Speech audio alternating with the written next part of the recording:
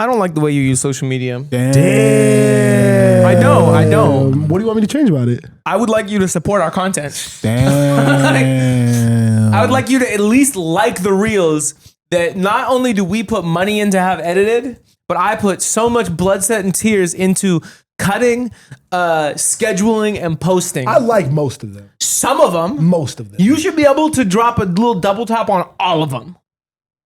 What, are post notifications on? They should be. Yeah, they are. Oh, so you see the notification and you don't. So when you don't like one, I'm like, he didn't like it. Because I know you saw it. No, that's not it at all. I get anxious. This guy About liking a post? This guy's bringing out anxiety, mental health. That's why he can't like posts. What would make you anxious about liking a post? No, liking it is not a thing. Sometimes I just get distracted and I forget to like it. Like I watch it and It's I so like, quick. but I Boom, do boom. it in my head. Do-do. But that's what I'm saying. I don't. My first initial reaction isn't just to like; it's to watch. And I mean, actually, you got to consume change the that content. when you see our content. Bro. Our content is auto like, auto comment, auto story. So you would feel better if I like the post as opposed to actually watch it. I would feel best if you watched the post and gave me feedback, but you're not going to do that. So just like it. I'm working on me all 2026. That should be your resolution. I'm getting better. Support your own business on Instagram. And should that's be your where it hurts resolution. my feelings. What? He hasn't noticed my growth this year. He hasn't commented on my growth at all this year. I feel like I'm really working towards something. And Towards he's what? just- huh? Towards what? Being a better man. I don't give a fuck about your manlyhood. I'm talking about growing our business on social media. Facts, man. Twitter. Why don't you interact with our Twitter posts? Your You love manlyhood- Twitter. I retweet us all the time. You love Twitter. I retweet us all the time. Why aren't you in the replies? Your manlyhood makes us no money. Hey, Yeah. man. $0. Hey, man. Don't be mean to me. Don't be mean to me. I want to start off with something. What? Can we get 5-minute Marty Supreme review for the people? Marty. Please. I feel like this was maybe the biggest movie of the year. Yeah, felt like Most it. hyped up. Definitely. Timothy Chalamet was everywhere. It's a white boy winner. Infiltrated our culture. You know what I'm saying? A couple times. What is What? A few times. How so? Oh, you mean in the promo run? I thought you meant the movie. I understand. Yeah, I think the Tread promo run lightly. the promo run, it felt like, I didn't watch the movie yet. I need to watch the movie. But if I had to guess, the promo run where he was cranking that Soldier Boy on stage had nothing to do with the movie. Hey, I don't know. I don't know. He had on the Margiela sneakers or whatever. He had on just everything he could do. He had Cartiers on at a point, you know, like he really wanted to be down with the culture and it was worth it. I sat down. I gave Marty my little, $10 to go get a ticket. Saw it with my queen. I thoroughly enjoyed myself. Now, did it make me reflect a lot on my own personal issues and maybe realize what I need to learn from Marty's story? Definitely. Definitely. It's a good movie. It's a great movie. I was very satisfied with it. Tim, you deserve your flowers. I'm not going to lie. Yeah. He won me over with that because the movie was bullshit and I saw it and he did all that. I would have came in here and it would have been like, yo, we got to pack this nigga up. Get him gone. Because he's also 30 now too. I know, but it's so crazy. You're acting like he doesn't have like an incredible like filmography. Yeah, but he was selling out for this one. He was doing a lot. He sells out for every movie. That's why he's so big. I've never seen him like this before. You didn't know see it. the promo run for the bullshit Bob Dylan movie? And that was exactly. It was a bad movie and he was everywhere. So you can't go Bob Dylan ass to this. Also ass. Then you done. Because then you're getting carried by Zendaya and Dune. Zendaya wasn't even in the first movie. She's not being carried by Don't Zendaya. matter. They saw it That because is of her. his franchise. They saw it because No, of her. that is his They saw it franchise. because of her. Sorry, I don't make the rules, bro. Call Me By Your Name? What did you... You don't want me... For Patreon, we'll talk about it. You don't like the gay shit. No, You we don't like do that. gay We don't do stuff. that. We You don't don't do like that. gay We don't stuff. do I that. forgot Miles doesn't like How gay do stuff. don't do that. Don't do that. How do you feel about Marty, though? How do you feel about Marty? I really liked it. I mean, I went in wanting it to be my favorite movie ever. I know. You know what I mean? Like, I love the rollout. I think that's part of the problem. Like, that's a lesson we could also learn from this. Right? I know, too high have expectations. Well, they built it up like it was going to be the best ever. And just the point that Tim's at in his career, I'm like, oh, this could be like a career-defining movie. And obviously, Josh Safdie is great. You know, has done great stuff. And I didn't leave thinking it was my favorite movie ever, but I left it a strong 4-star review, thoroughly enjoyed it. I was tense the whole time. I thought Tyler was great. I loved seeing Tyler. Love you, Tyler. Great music. Bad actor. You didn't like it? He sounded exactly like he was in 2025. What do you mean? He sounded like an LA native in 2025 as opposed to someone who was living in like New York in like the 1950s. He didn't fit the time period or the Not at all. location. Got He you. literally sounded like Tyler the Creator. That's decent criticism. I think I just love seeing Tyler do a role like that. But all in all, yeah, I really liked the movie. I was stressed out. I liked the ending. Yeah. I liked the ending a lot because it was like a really humbling story of like sometimes just being like limitlessly ambitious and like confident in yourself and your own abilities like doesn't always work. Yeah. It was like very realistic. We don't want to spoil. I don't want to spoil it because I do think Osei needs to see this. If you haven't seen it already, you got another week before niggas can start. Was that like a big spoiler? No. I don't think it was a big spoiler. It's like, God damn it, bro. I'm trying to see. Do I have to go run to the movie theater to see this? Bro, when would I have had time to see this, bro? Why would this shit come out on Christmas? What do you mean, nigga? You have mad time. And the day after Christmas, I flew to Africa, and then I flew to London, and then I flew back here, and then I was working all week. When would I have time to see this? No, this is my bad. I totally forgot that your like first watch experience of Marty Supreme is more important than our podcast. Totally forgot. It is. He loses the ping pong game. No!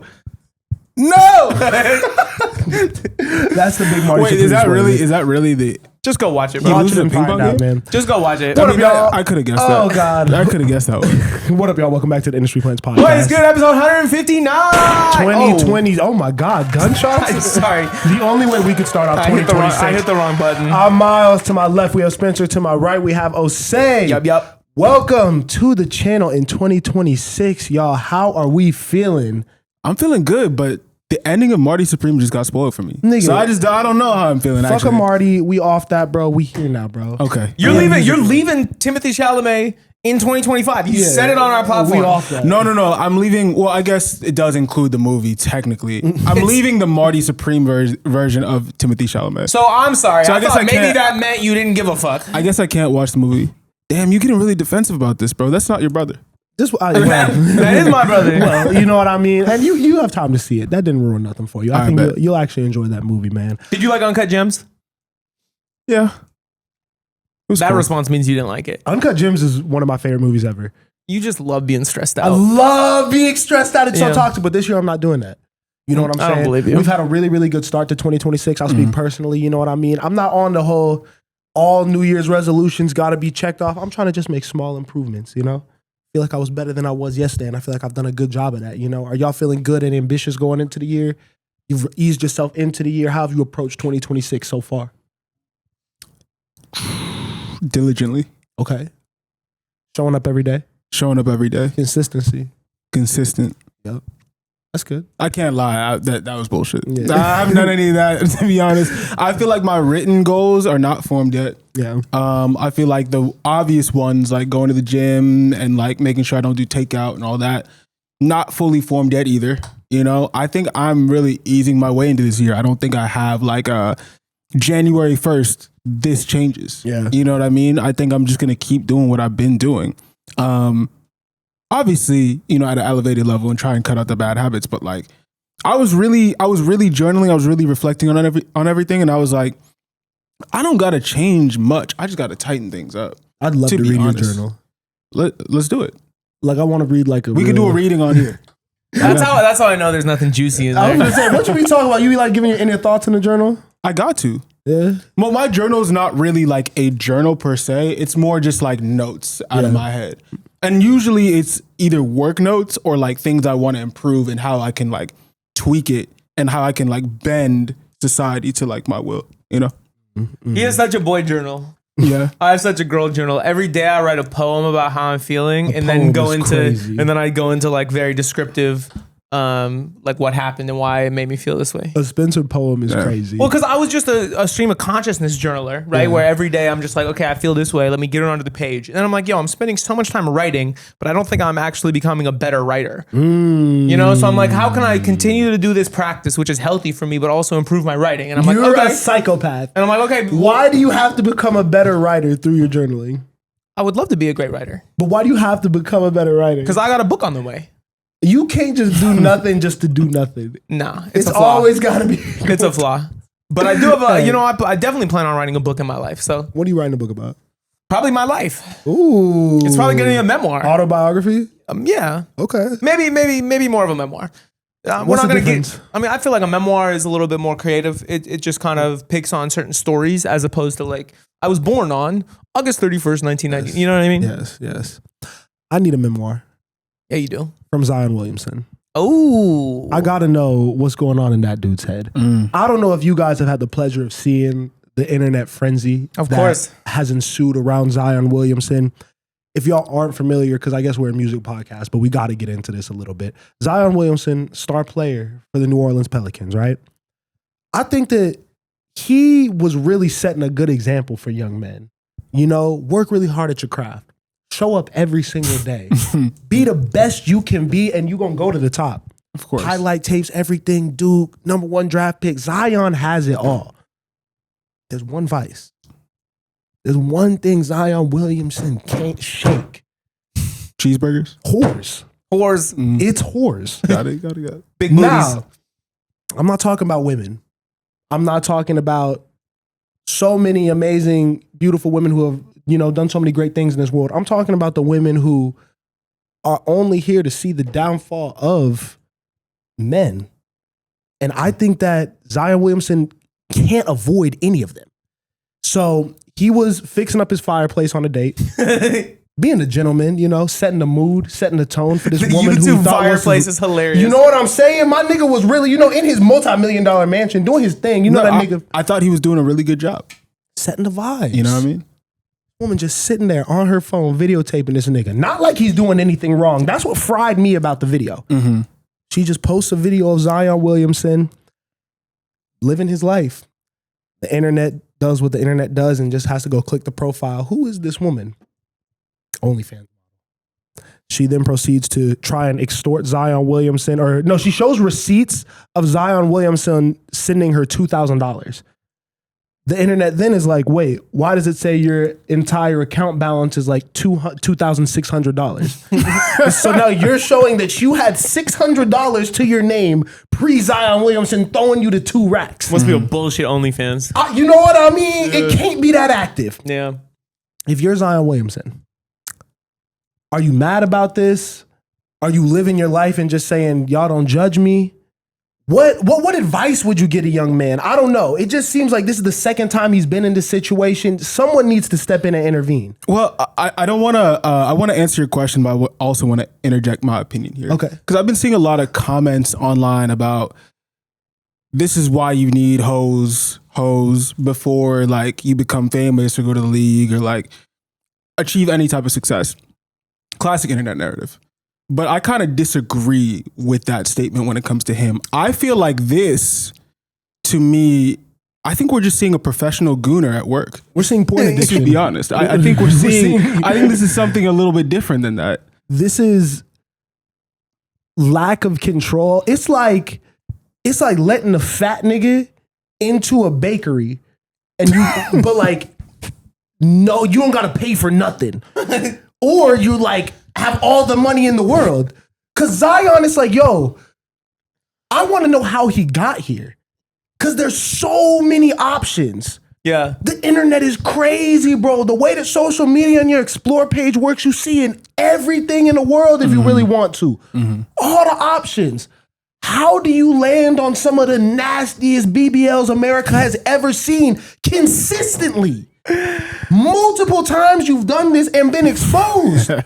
You just ran this play, my nigga. I think maybe we're not giving him enough credit. You know why I think he's doing it?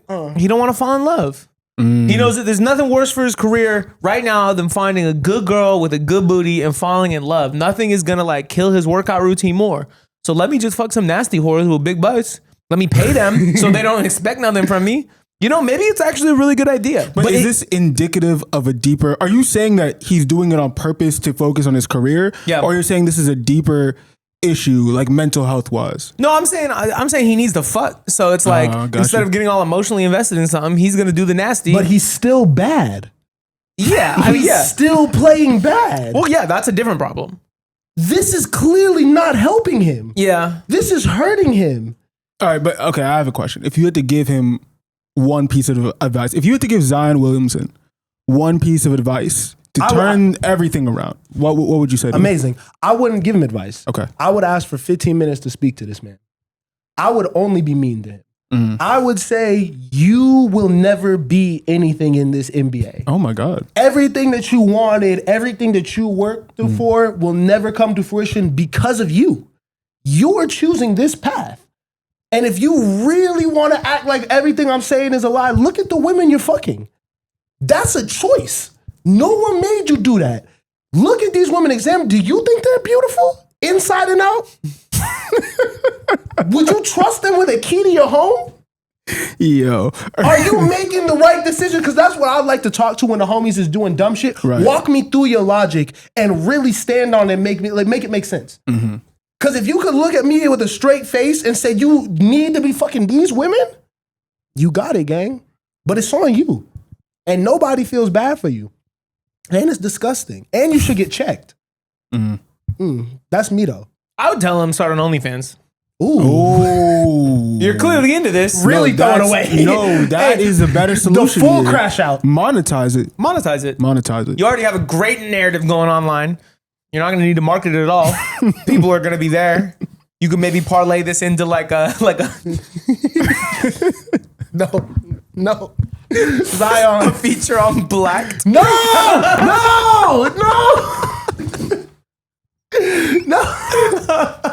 Yo, Adam 22 Zion Williamson collab. Oh my God, nasty. Yo, you good? No way. He just said that. I mean, shit, the sky's the limit, bro. Nah. The sky is really the limit. Oh my God. It's really a deeper conversation, because Offset, I think, struggles with these same things. Because I do think, touching on the mental aspect that you said, it's clearly a disease. Niggas are just, I don't know what it is. I don't know where things went wrong.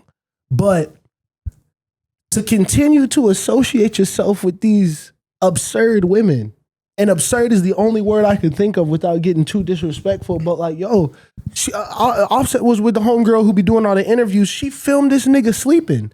Again, they're just filming these niggas not even doing nothing wrong. That tells you what they think about themselves, because all they doing is showing that they was with them.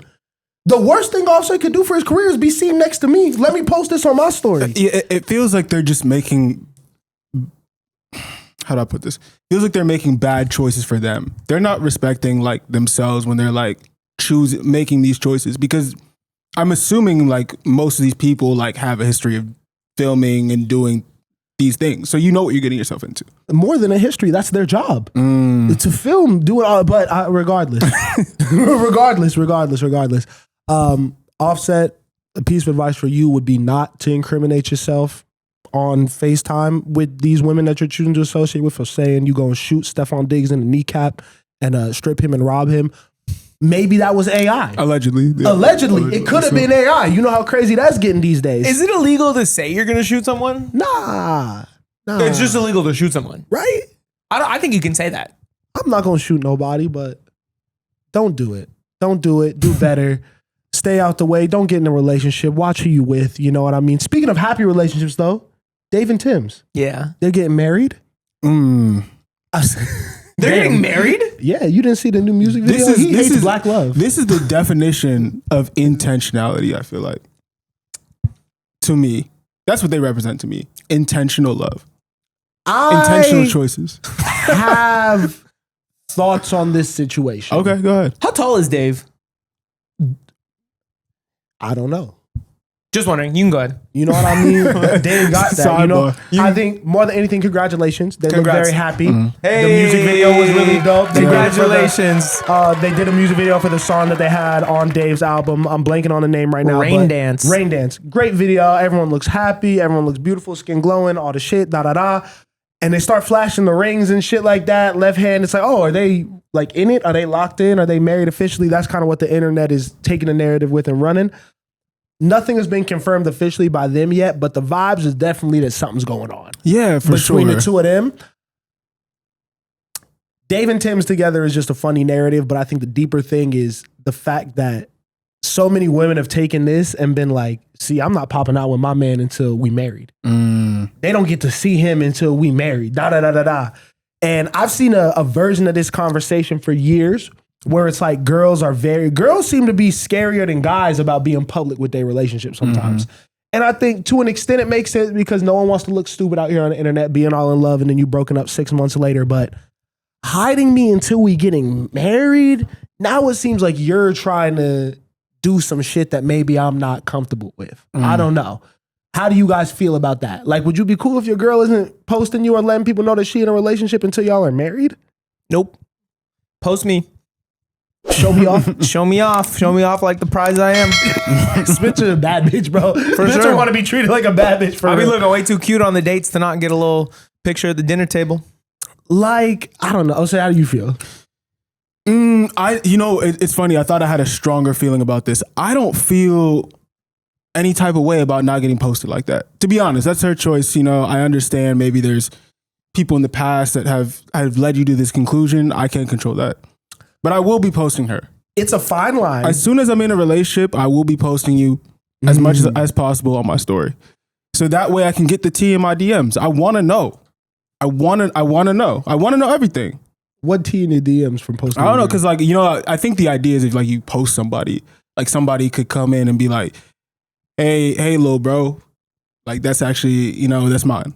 You know what I mean? I think that's the narrative.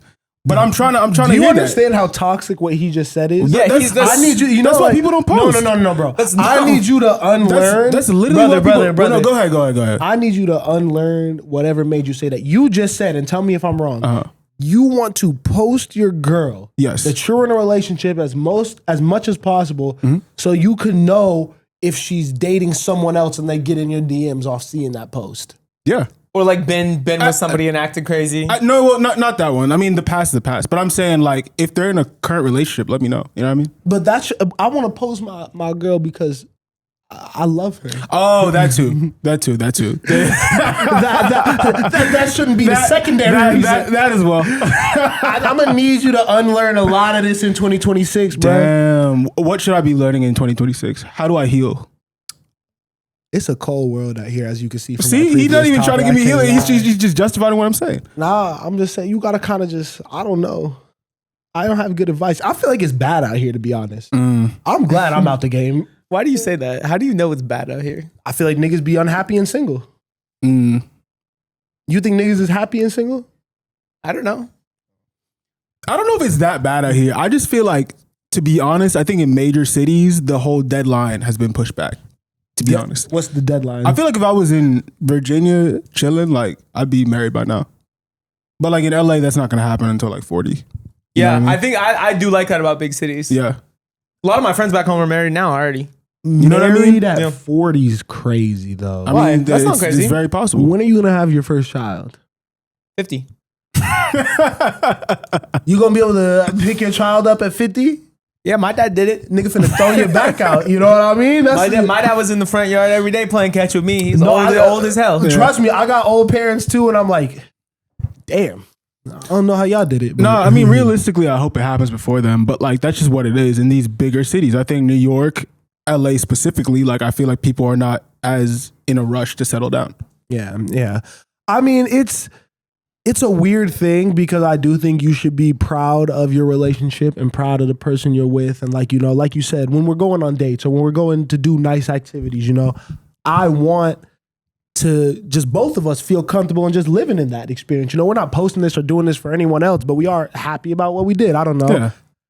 But there is so much like bullshit and deceit and social media and, I feel like just the common person doesn't even have regard if people are in relationships sometimes now, So it is like you kind of just want to protect your peace in that area. So there's both sides to it, but it's almost like, I feel like if you get overprotective of your relationship, to me, it feels like you're almost inviting trouble or like being too paranoid about the shit, where you're putting those vibes out there. Whereas if you're trusting people and everything is all good, like let it be what it is. Yeah, and I almost feel like other people aren't really like that big of a factor, right? Like there's some people that could be better looking than you. There's some people that could have more money than you or whatever else is valued in society. But I do feel like what is the maybe like toxic element of social media that invades people's minds is the idea that like what you have isn't good enough. Right. Or that you could have more rather. Yeah. And I think when you're getting into that sphere and you're trying to settle down and you're working toward that, I think you have to exercise that out your brain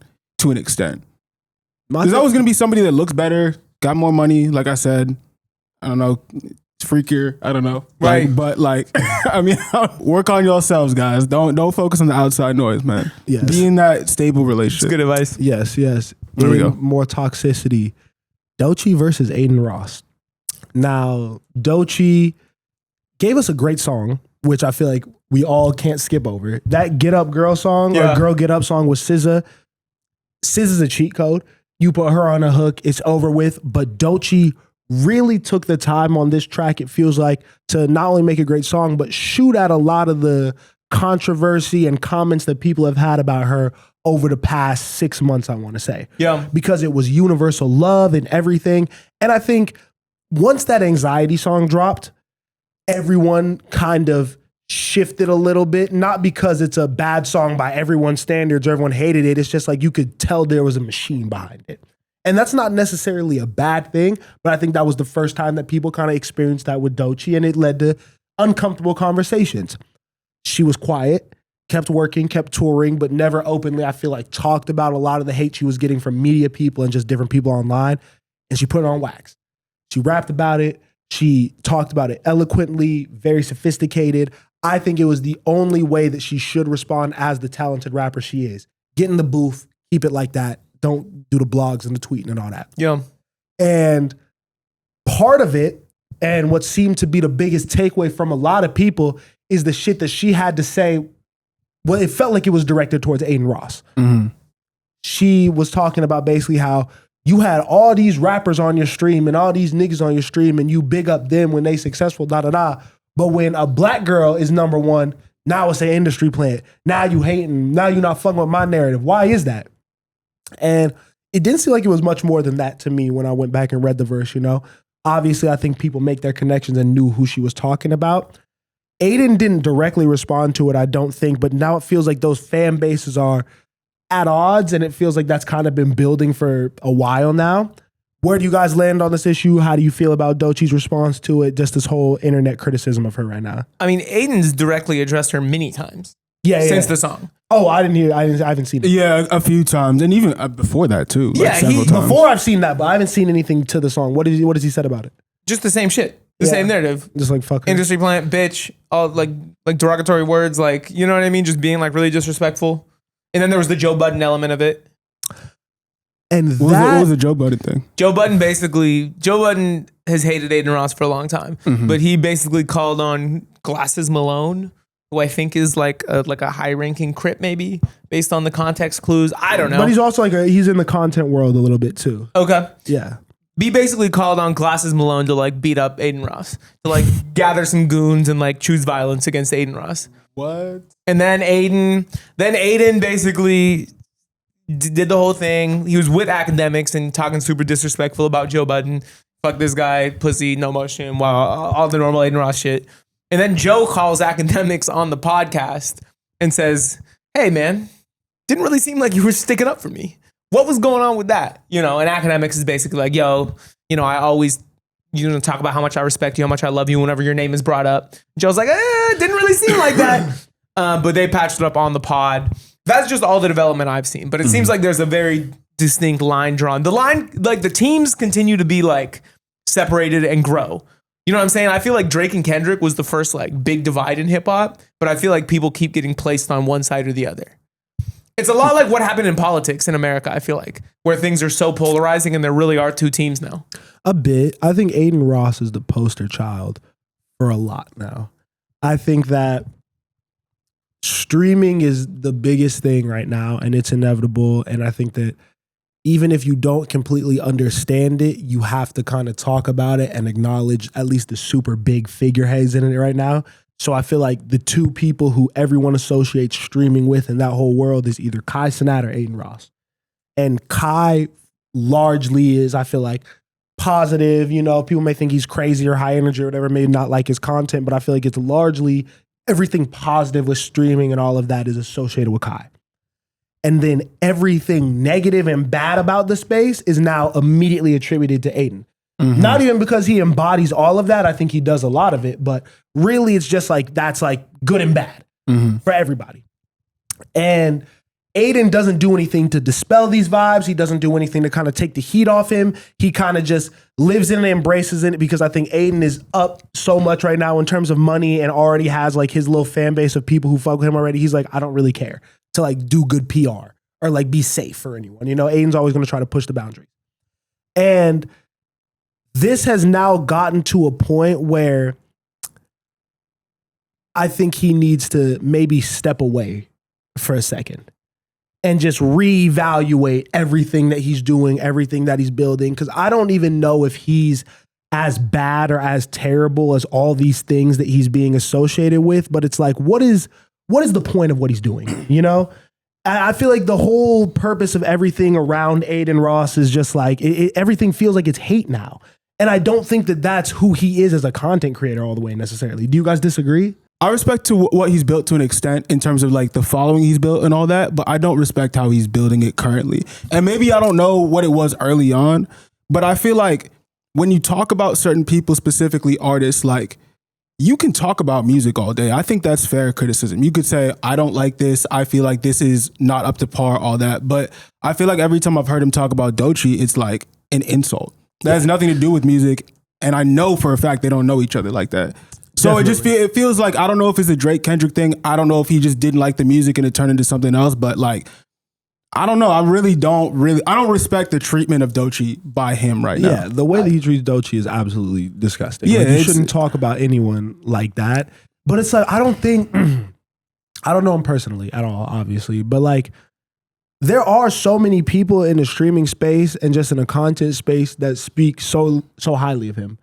In the way like, and that's what I'm saying. Like, when I see his interactions with Kai and DDG, I'm like, I feel like there's a good person in there, but I feel like he'll do anything for content, and I think I don't think the stuff is very well thought out. And that's why I'm like, step away, bro. Because you have it all. I think it's super well thought out. I think he's building now like he's always been building. Bro. He's building in a community that's going to continue to uplift him. Why do you do the Trump live stream?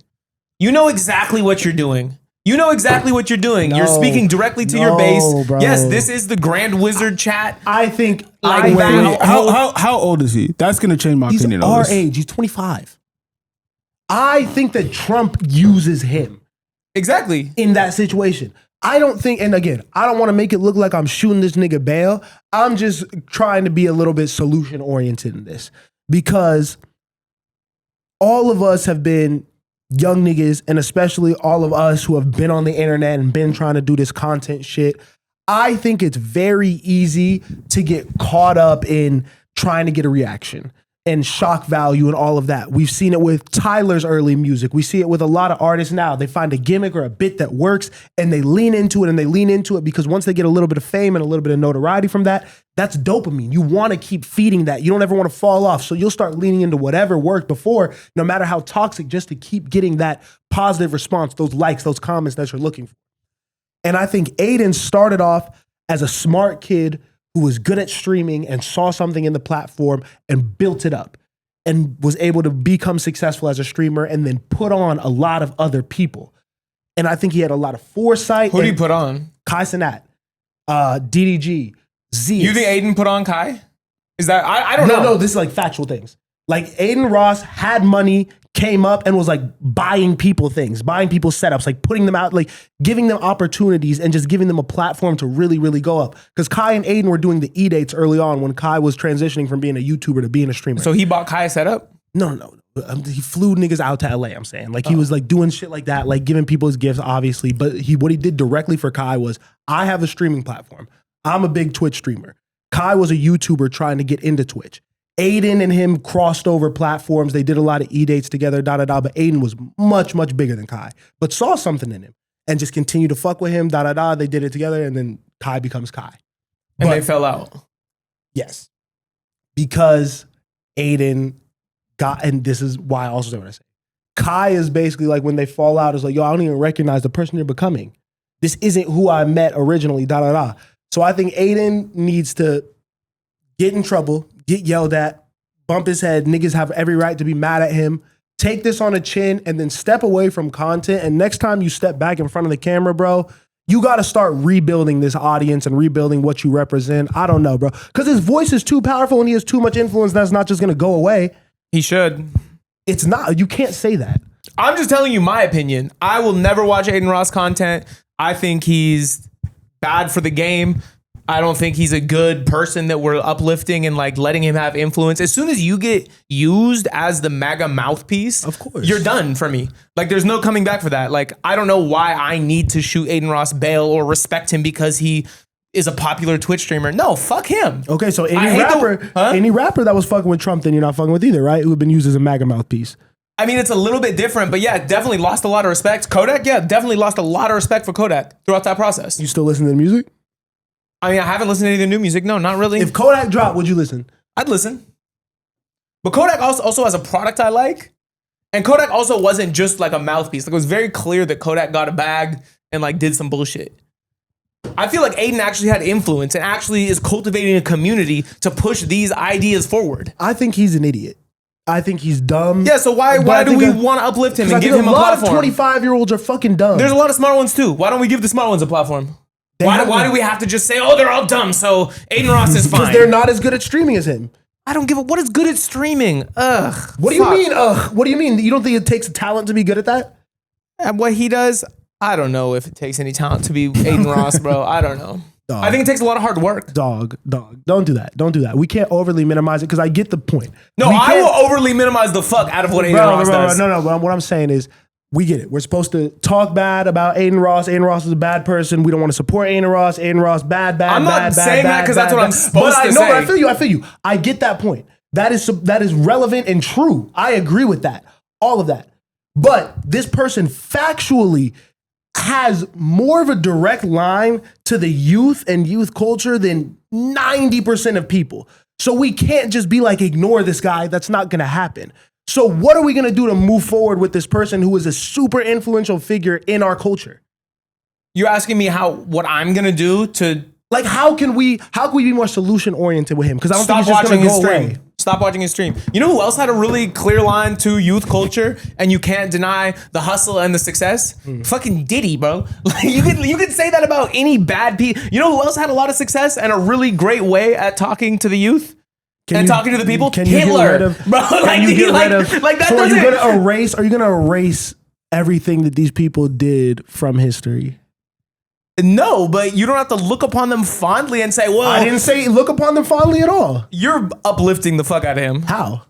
Talking about all the good shit he did, how influential he is. Because I think shooting him a lot of bail for all the terrible things that he's done. I didn't shoot him bail at all. This nigga is an idiot. I didn't. I said he's a bad person. I said that I don't like how he spoke about Doechii. I'm saying all of that stuff is terrible. But what does he do to move forward? I think that if you are a bad person, if you're a criminal and go to jail, you can come out and fix yourself, change your life, reform. I think that what he did is not as bad as what criminals have done. Can we agree on that? What kind of criminals? No, bro. Somebody that got arrested for some weed? Jail. Dog. There's a lot of people that have been to jail that are far more innocent than Adin Ross. Why? If you sold drugs to a fucking 13-year-old or a 12-year-old, if you sold weed to a 12-year-old, are you worse than Adin Ross? Or just as bad as Adin Ross? Adin Ross is gave drugs to a 12-year-old. Yeah, you gave drugs to a 12-year-old. Adin Ross directly.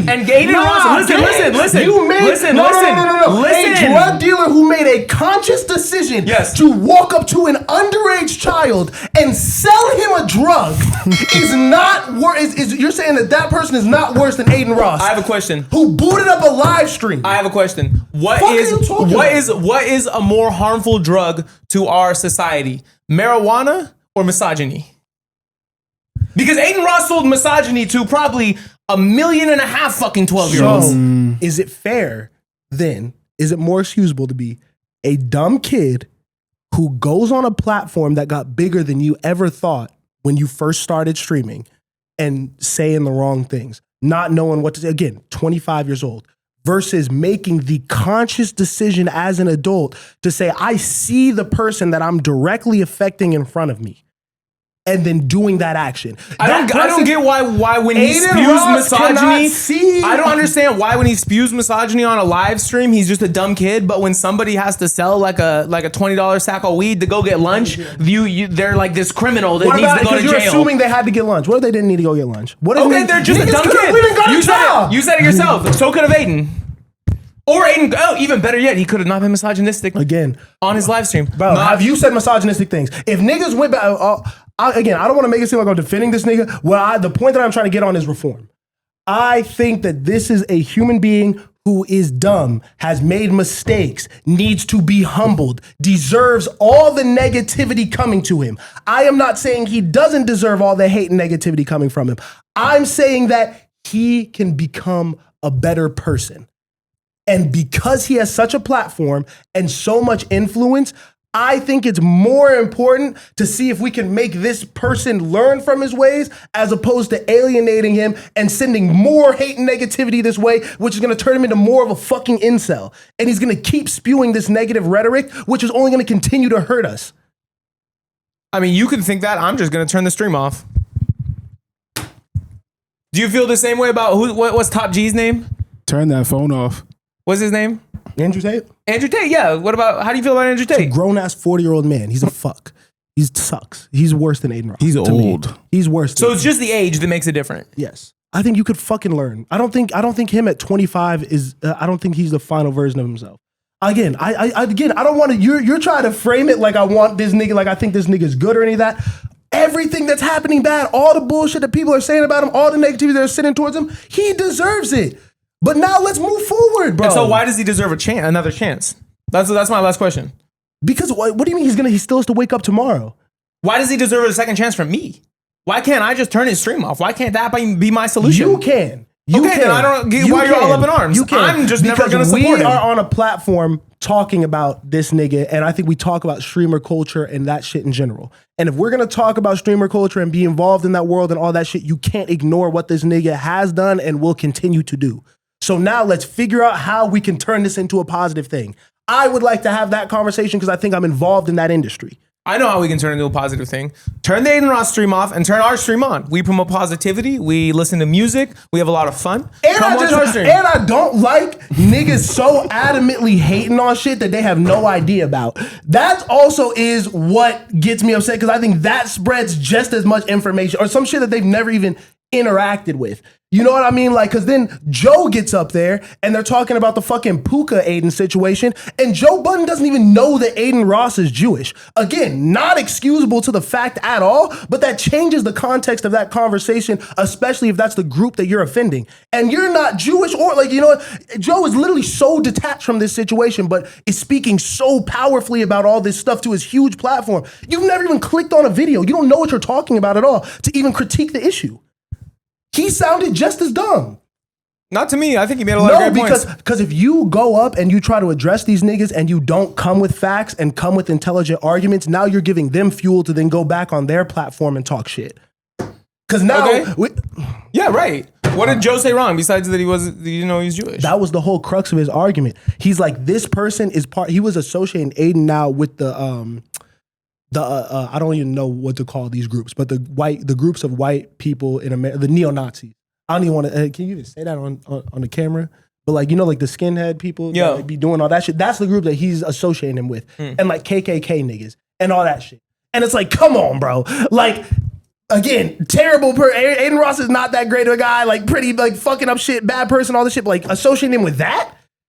Now you look like a crazy person that he could go on his stream and he could be like, look what this is. You guys know that this isn't true. You guys know I don't support these things, right? And his fans are going to be like, yeah, this guy doesn't even know what he's talking about. So now all of Joe's other valid points are now moot and no one's going to listen to them. Mm-hmm.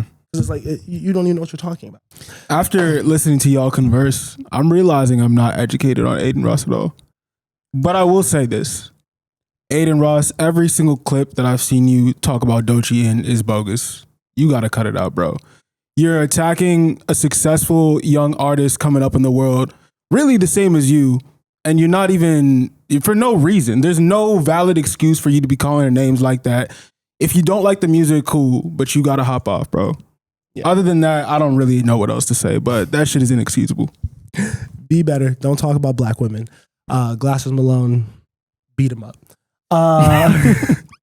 New music came out, but I guess before we get into what did come out, I think I'm more interested in talking about what didn't come out. Rory from the Rory and Maul podcast and Ice of the Joe Budden podcast got on their platforms on, it felt like Tuesday or Wednesday, and started hyping shit. Started talking about, I got track lists and so is coming out. You know what I mean? Yeah. Trying to do their whole music industry insider shit. And nothing dropped. Nothing came out. Iceman didn't come out. The Fall Off didn't come out. So I want to ask, who are your sources? Who's calling Rory when they got the new drop? Who on OVO's team or Dreamville's team is like, yo, let me send Ice that track list? I don't know. No hate to y'all. I'll watch your podcast. Joe Budden, not Rory and Maul. But yeah, I don't know. That was just interesting to me. Did you guys get fooled by their hot takes? Yeah, I was all riled up. I thought someone was coming out for sure. Never believe Rory or Ice. I tried. It was Maul. It wasn't even Rory. I thought Rory was the one. No, it was Maul. It was Maul. Oh, that makes it even worse. Maul been on bullshit for months. Yeah. Maul ain't said nothing. I feel like Maul says something like that every few months too. Yeah. He's like, a big album's coming or Drake's about to drop, or he's just on Drake so crazy, bro. Why, bro? You're a grown man, bro. It's embarrassing at this point. I'm not gonna lie. Them OVO checks. And you're not giving us, like, I don't know, like, it's one thing to be like a fan of somebody, like music wise, but I feel like every single opinion I see off that podcast is super biased when it comes to Drake, or when it comes to certain topics that they have like maybe ties to, or I don't know. I don't find that to be a very good podcast, bro. That's the whack shit in podcasts right now. I feel like I go into a lot of these niggas' platforms knowing what their take is going to be. Mm-hmm. Let's get off that in 2026. Surprise some niggas with some shit. But we don't got to spend too much time on what didn't drop. What did drop was A$AP Rocky. Mm-hmm. We have a date. We have a music video. We have Winona Ryder in the music video. Mm-hmm. How did you guys feel about the official lead single for Don't Be Dumb? Yeah. I don't even know what the shit is called. Punky Rock, right? Punky Rocky. Punky Rock. No, Punk Rocky. Punk Rocky Punk with Rocky. the Tim Burton album cover, right? Yeah. Yeah. How do you guys feel about the song? I love this song. Yeah, same here. I really love this song. With just one song, he's got me totally excited for the album. I think the rollout's been strong. I love the alternate vinyls that he's been dropping with Tim Burton. I like the creative direction. His creative direction is always on point. So that didn't surprise me. It wasn't my favorite A$AP Rocky music video ever, because obviously he has some of the best music videos ever, like in his catalog. So it's tough competition. But I thought it was really strong. But the song itself is awesome. It's like Sundress, but it's different enough where it didn't feel like he was trying to make Sundress Part 2 to me. I don't know. I've been playing it a lot. I'm really, really excited for the project. Yeah, and I think it opens up the world, right? Because obviously you have the visual, but I think the song itself lends itself to, like, it's rap, but there's a little bit of psychedelic in there, like a little rock. Like, I think that he is doing the thing where he's like not giving you still don't know what to expect from this album. Yeah. It could go in any direction, and I really feel like Rocky has been able to build a world around the project with the promo so far that makes it almost feel like it almost feels worth the wait. I can't lie. Yeah, I really like the helicopter teaser that he dropped today with the song coming on Monday. You don't feel like it? I think it's just lame how niggas was throwing like you said it was worth the wait off one music video.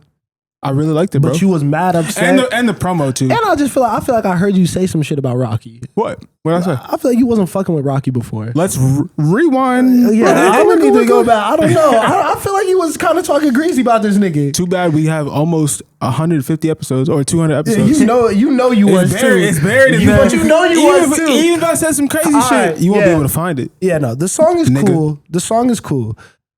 I think it's interesting how it feels like he couldn't go rap because he's kind of tested the waters a couple times with mostly rap tracks. And it's clear that he just doesn't fit into that landscape anymore right now, especially with what people are looking for.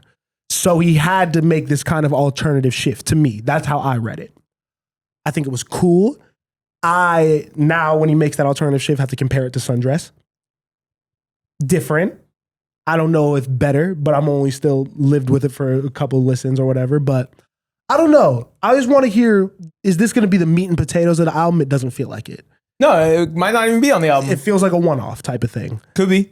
Don't do that. Why? You're supposed to be leading into the album. This was supposed to make the whole wait feel like it's worth it. And then we get this and this doesn't even fucking come out on the album. Isn't it supposed to be more like an intro to what we're about to receive? It's a world builder, Yeah. right? So if the rest of the project is going to sound like that, if we're going to get multiple songs like that, dope. I want that. I'm interested in the vibe in a project that's more on this energy. I think it's tough for Rocky to go into this project just rapping for a lot of different reasons, right? You have, don't mean to add to the discourse, but the current state of hip hop, we all know, is kind of just like up in the air. I don't think people are really in a space where they're like fucking with it as heavy anymore, right? You have that. You have the whole underlying beef where he did take shots at Drake and he did display some rapping ability. And low key, no one ever admitted it, but Drake destroyed him. Drake absolutely demolished him.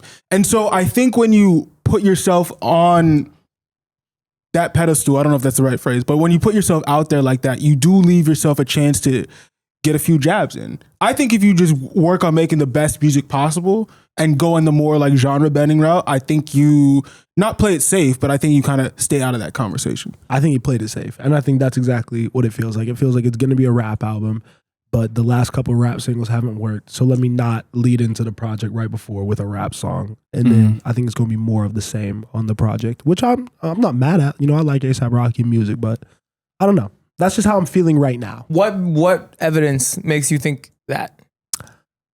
All the other songs I've heard from Don't Be Dumb, all the other shit that... What else have you heard from Don't Be Dumb? The other songs that were supposed to be the lead singles when the album has been dropped. He's dropped what? 4 songs since he's announced Don't Be Dumb how many years ago? Yeah. And all of those have been rap. Yeah. So I feel like it's been a rap album. I hope it's not a rap album. Personally, I'm kind of tired of Rocky rapping. If it wasn't a rap album, and if it's not a rap album, I will like this play more. Because I feel like it'll feel more world building than playing it safe and trying to avoid criticism after your rap songs haven't. I mean, I also don't want Rocky to just make like an indie rock album or just make an alternative album or just make a rap album. I like A$AP Rocky albums because they have lots of different sounds on them. Like, it's not like Testing was just down the middle of a rap album. If songs like Purity. Niggas didn't like Testing. I love Testing. I would be so happy for another Testing. You know what I mean? So like, I would love Testing too. I don't think people like that album. I didn't like that album. I think I saw a recent Twitter hate on that, and I'm like, damn, that's my favorite Rocky album, damn near. I think that's that shit is crazy. great. That's crazy. I thought it was great too. So like, I would love it if we got a project like that with different vibes.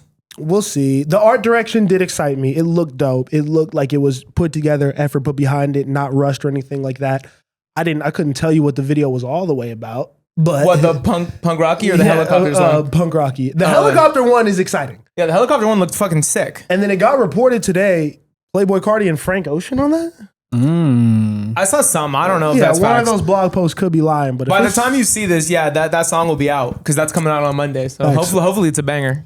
Another big star that gave us a new song, Bruno Mars, is back. Announced a full-length project, The Romantic. It's coming out next month, February 27th. And the lead single is, damn, bad memory. But, basically is like, hey, hope you know how to dance, girl, and I'll fall in love with you, is the sentiment of Bruno Mars' song, and it is... The lead single is called I Just Might. I Just Might. Such a Bruno Mars title. It's the most Bruno Mars. Everything about this is the playbook. Yeah. The Bruno Mars playbook in full effect, At this point, I can't be mad at it. The nigga damn near 40 has lived multiple lives, done everything, topped all the charts, still short.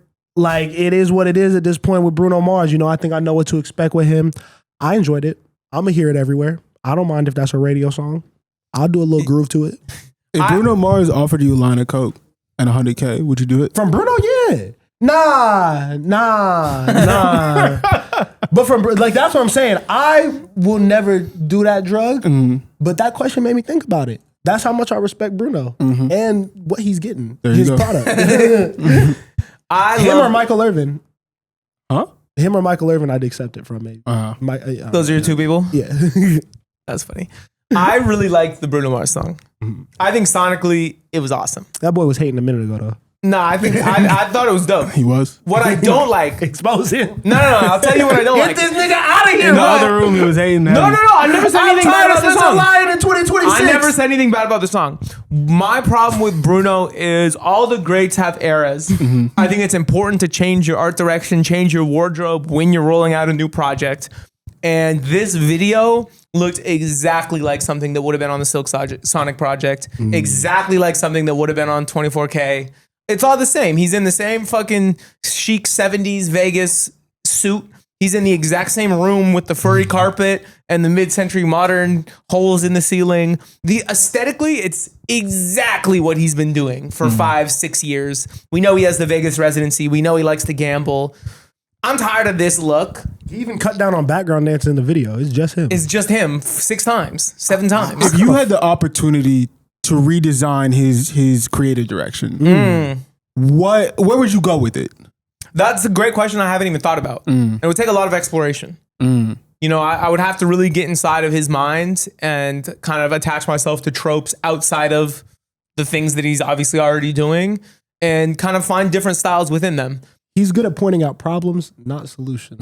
I'll have a deck for you next week. I'll have a Bruno deck for you I'll next have a Bruno week. deck for you ready by next week. But normally these things, my process is, late night. You got to do some research. You got to get on Pinterest a little bit. Nah. In all seriousness, though, I do share a lot of your sentiment.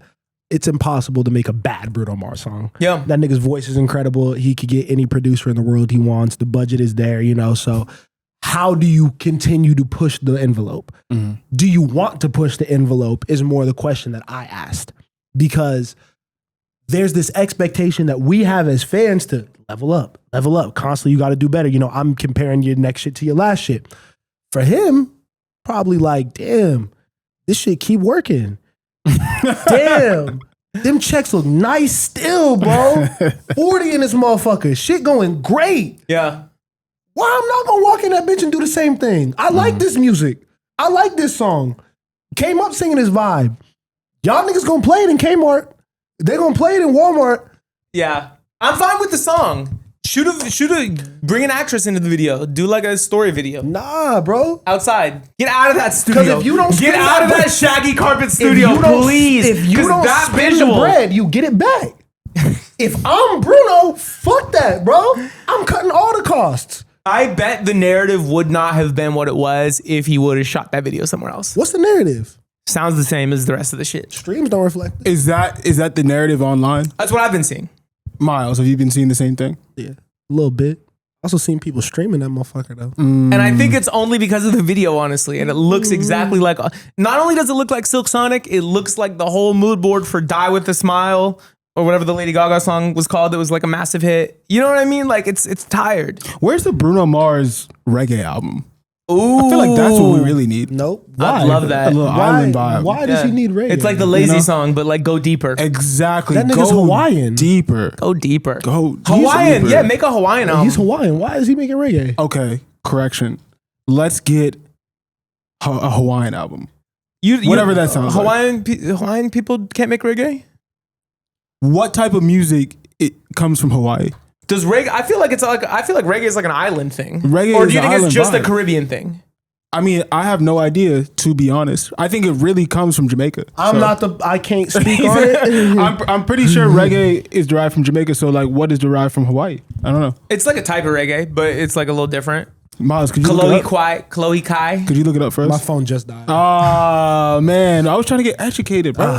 We'll work on it, bro. But yeah, Bruno, change the suit, man. Keep making them songs though. I'ma listen. I fuck with it. Okay. You know about Bruno Mars. You know about A$AP Rocky. But who don't the people know about? Who are some artists in 2026 that they should be on the lookout for because they finna take that next step, man? We're curators. Yeah. We're the ones with the answers, We all industry folks. What's the industry talking about? Who's bubbling a little bit? Stop. I hate the way you introed that. I mean, I'll start off. I talked about Destin Conrad in my artist stock up.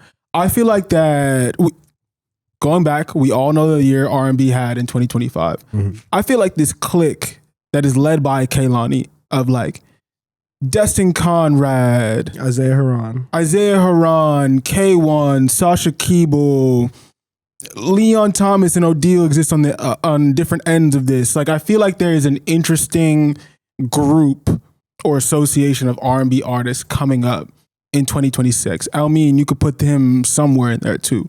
And I'm interested to see how they all push the boundaries because they all had pretty impressive projects last year.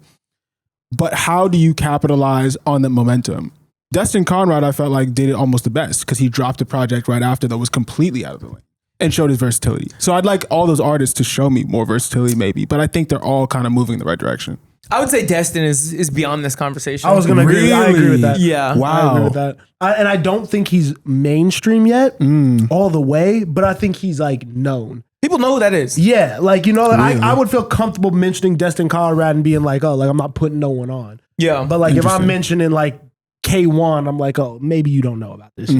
Well, I just thought because we talked about him being around for a while. Like I remember he had that one album cover with all the colors on it. Colors. He's shaking his head like that. But like I don't think people really knew who he was until 2025, 2024.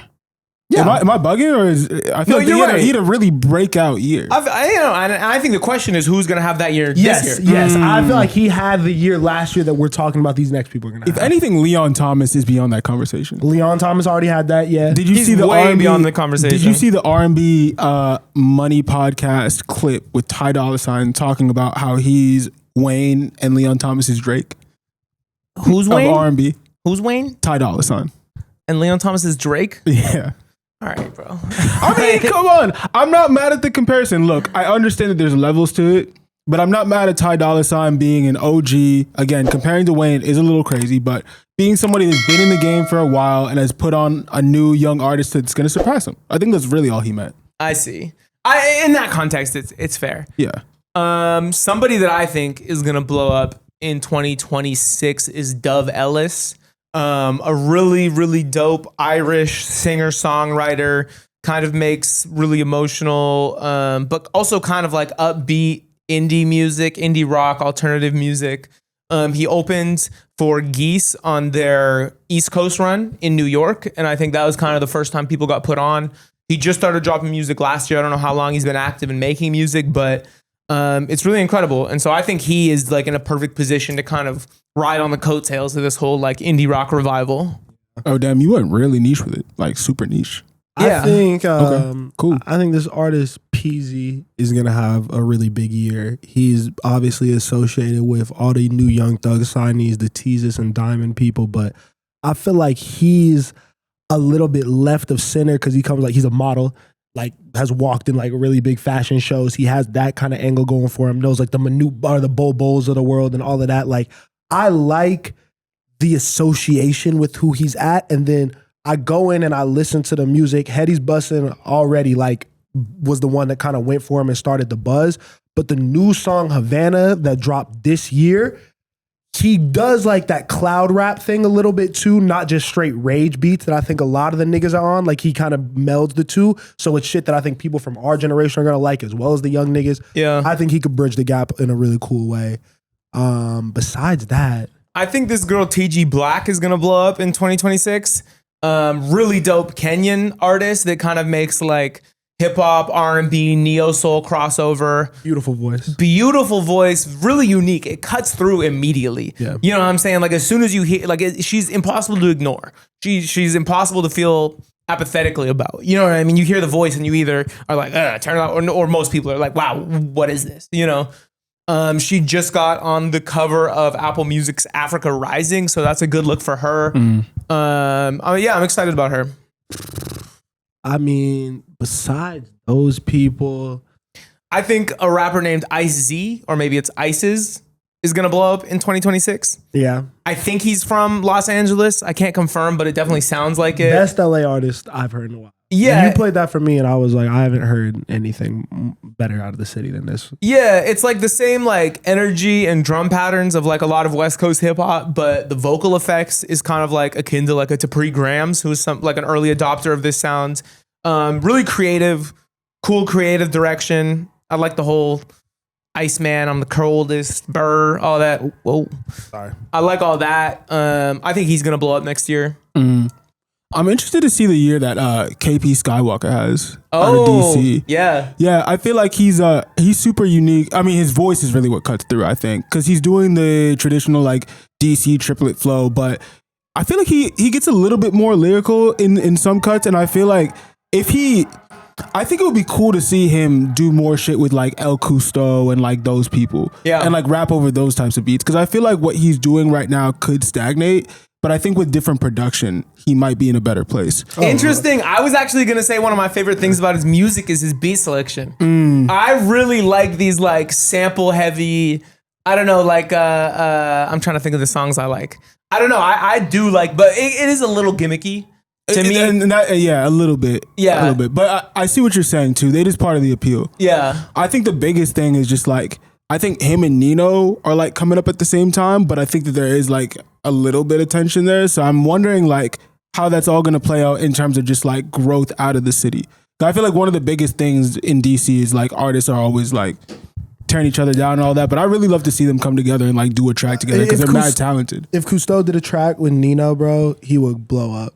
I just thought about that. I think El Cousteau is going to be the one. El Cousteau, I would, if you asked me, bet on one rapper to be the one, like that's actually going to start this new generation on some really, really major shit. I think El Cousteau. I think that there's no other rapper who has creative direction, music quality, and cosigns like him. I really, really believe that once he's able to tap into the underground lane in the right way, because he already has the Mikes, the Earls, all of that world is tapped into him, he's going to be able to do something special. I think the fashion shit with him is super, super real. He looks different. Oh, like Cousteau, if he can drop one more project or 2 great EPs or mixtapes this year, I think he's going to do what he's supposed to do. Gabriel Jacoby. Oh yeah. I think he'll blow up in 2026. I mean, super unique voice, kind of like he has crazy range, but it's also like raspy, really soulful.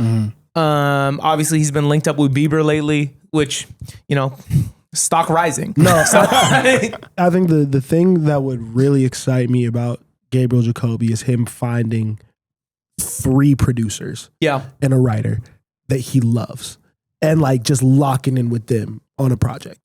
Just keep it super simple, really find the sound, because I think on that first project, it did everything that it was supposed to do in terms of just like, you are extremely talented as an individual. Look at all these different things I could do. I'm cool. I got a vibe to me. Tell my story a little bit. He did everything he had to do to set the tone on a debut. Now go deeper. Now really, really hone in on your craft. Yeah, I'm excited for him. Sekou. Out of the UK. Did you put that on the weekly rotation? Yeah. No, you might have. I think the week that so you good. did. Yeah, wow. I love Sekou. I think that he, as a songwriter, all the things that we say superficially about R&B, he does, but that voice, my God, like it grabs your attention immediately. I think he has a good team behind him. I feel like there was a good little buzz at the end of last year to where he could get shit set up to really go crazy this year. Oh, Noah Guy. I think Noah Guy is going to have like a massive 2026. Just drop, bro. Yeah. Drop music. I think and he's been teasing stuff, so I think it is coming. I think once the music comes out, it's going to be undeniable. Like that is one of the more impressive voices I've heard lately. It feels like Gabriel Jacoby a little bit. Like not in terms of sonically, just the energy around it. Like you hear this guy's voice and it's like, okay, we can figure everything else out. Yeah, that's fair. That's fair. Oh, Nolly from Brooklyn, Young Bull, Janae Aiko.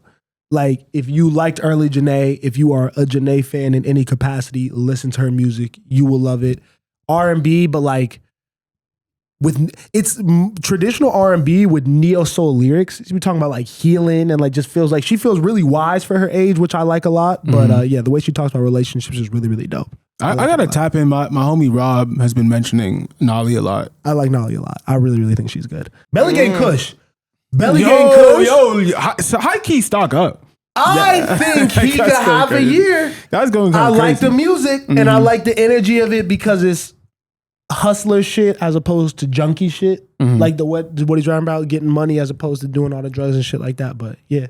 I would argue he already blew up. I'm not mad at that take. He had a couple viral moments last year. Yeah. But off music, I mean, I know he is friend dude, but like, what else? True. That's like a friend. But that's this nigga be, bro. You gotta check this nigga, bro. You gotta check this nigga. He be saying shit, and it's like, well, I'm just saying, like, I think everybody knows about him. So he's definitely. I don't need to know the music to know that like he has like 800,000 monthly listeners. If you he went has up a to your fan base. girlfriend, would she know who Belly Gang Kush is? That is not gonna prove any sort of point. If you went up to like. So you feel comfortable like in the room that we're about to be in after this, being like, "Yo, y'all heard that new Belly Gang Kush song?" That also doesn't prove. Actually, yes, somebody will know who Belly Gang Kush is. Let's do it. We have to do it. Okay. And you're only saying that because you know Ant's gonna be there. He's my only hope. Actually, no. Hunter's gonna know who that is. Yeah, I'm good. I'm good. The person who works in music, that doesn't count. But yeah, shout out to everyone that we mentioned. Do you guys have any last minute people that you want to give a shout out to? Just me, myself, and I. We like them all. We like all these artists. Hope they blow up in 2026. Appreciate y'all for watching, man. Like, share, comment, subscribe. Tell a friend to tell a friend. Yep. Make sure to focus boys on Patreon as well. And we'll catch y'all on the next one. Peace.